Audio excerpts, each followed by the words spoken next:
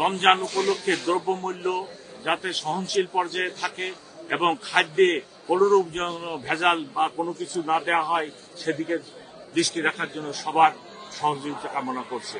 তা আমি police commissioner হিসেবে আসছি, যেহেতু এখানে একটু ছোট সমস্যা হয়েছে, কিন্তু আমি আসছি তবুও আপনাদের সাথে দেখা হলো এবং মাননীয় প্রধানমন্ত্রীর এই বক্তব্যকেই আবার আমি পুনরাবৃত্তি করলাম যে দেশে আইনের শাসন প্রতিষ্ঠিত হবে।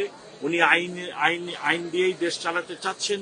সো ম্যাজিস্ট্রেট সাহেব, ভোক্তা অধিকার কর্তৃপক্ষ কর্তৃক নিয়োজিত ম্যাজিস্ট্রেট এসে যে অনাকাঙ্ক্ষিত ঘটনা হয়েছে, আমি মনে করি উভয়ের মধ্যে সরি বলে বিষয়টি মীমাংসা করে ফেলা এবং যাতে এই ধরনের ঘটনার পুনরাবৃত্তি না ঘটে সেদিকে সকলের খেয়াল রাখা।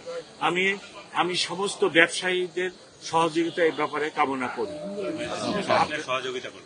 এবং ম্যাজিস্ট্রেট আসলে আপনাদেরই কাজ হবে। এখানে গাড়ি ঘোড়া ঢোকা কঠিন। আপনার ব্যবসায়ী নেতৃবৃন্দেরই কাজ হবে ওই ম্যাজিস্ট্রেটকে সহযোগিতা করা, যে কাজের জন্য উনি আসছেন সেই কাজে সহযোগিতা করা।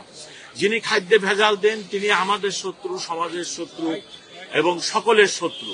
যিনি রমজান উপলক্ষে 50 টাকা হালির লেবু উনি এখন 160 টাকায় বেশি মুনাফা করতে চান, উনি রোজা রাখলেও ওনার রোজা কাজে আসবে না। কারণ রোজা এবং ইবাদতের মূল কথা হচ্ছে আপনাকে হালাল রুজি খেতে হবে। আজকেও মসজিদে জুমার নামাজের সময় বয়ানে হুজুর বললেন যে হালাল রুজি না খায়ে যদি সারা রাতেও আপনি ইবাদত করেন কোনো লাভ হবে। সো আপনারা সবাই, আমরা হালাল রুজি মানে কি খালি ঘুষ খালেই যে হারাম হইল তা না। আপনি মাপে কম দেন, আপনি সুযোগ সুবিধা বুঝে দ্রব্যমূল্যের অনাকাঙ্ক্ষিত দাম বাড়াই দিয়ে অধিক মুনাফা করেন, ওটাও তো হালাল হয় না।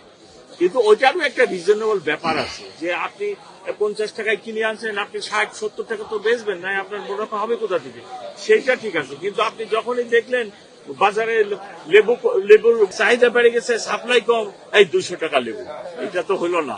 তো এই বিষয়ে আপনারা সবাই খেয়াল রাখবেন।